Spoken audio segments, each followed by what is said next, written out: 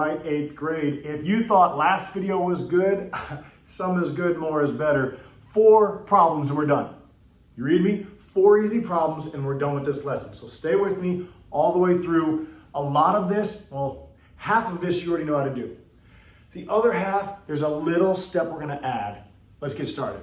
All right, very first problem. A over 7 is less than or equal to 4. Remember, don't talk about the alligator. You're big girls and boys, so say it.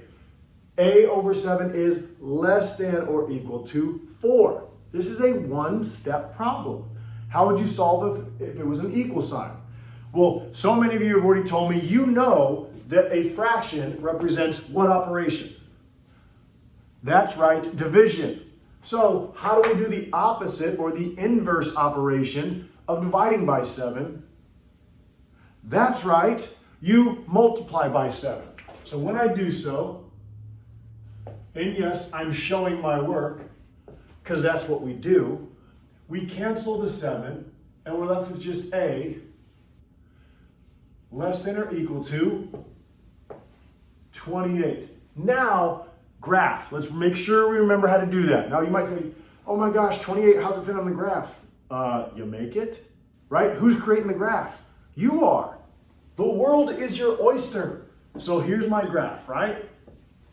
What should I put in the middle? 28. Well, what's to the right of 28? 29, right? You can count. What's to the left? 27, right? You can create the graph. You can start anywhere you want. You don't have to start at 1. If you start at 1 here, not a smart choice because you're going to have 28 of them. Okay, let's see who remembers. What do I put on 28? Open or closed?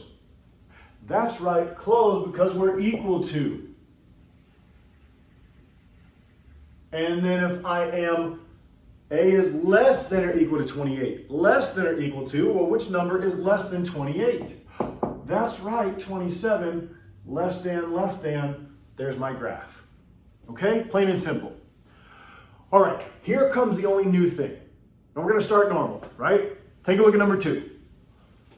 Negative 3x is less than 12. Negative 3x is less than 12.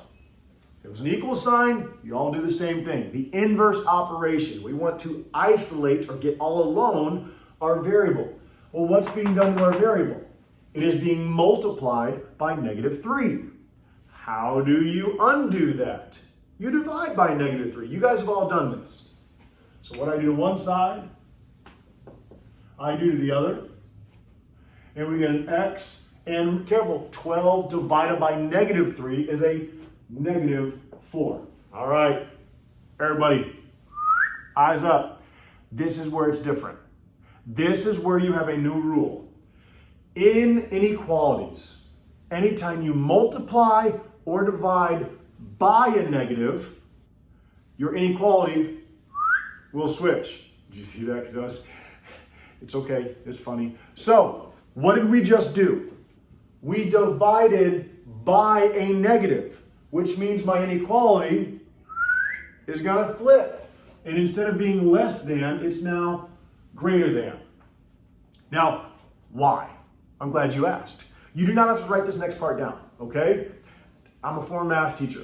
I took a class called Math Proofs, meaning why. You have to learn why this is true. Watch.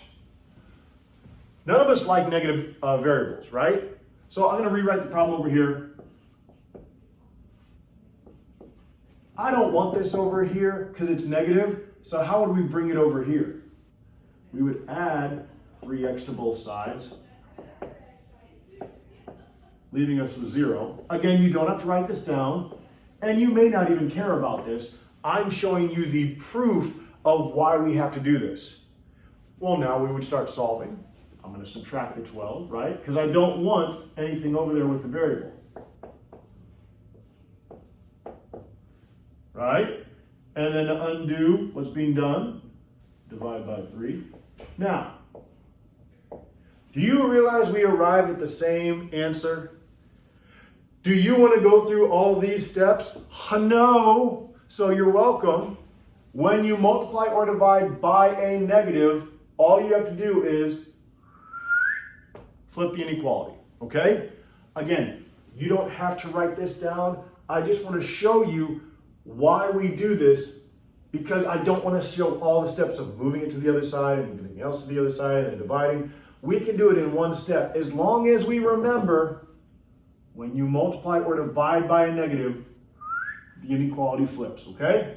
I'm going to erase this in case it's making your head explode. Graph this one. I'm going to give you 5 seconds to get a head start.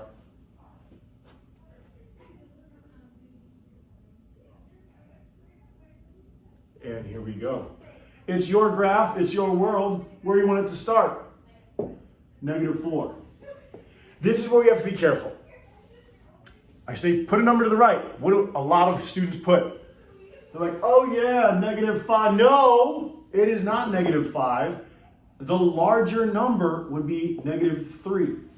Think on a number line, numbers get larger. So if I'm in the negatives, less debt is good. Less debt is better. So the smaller the negative number, the larger the value. Oh, shoot. And then we got -5. Okay, open or closed?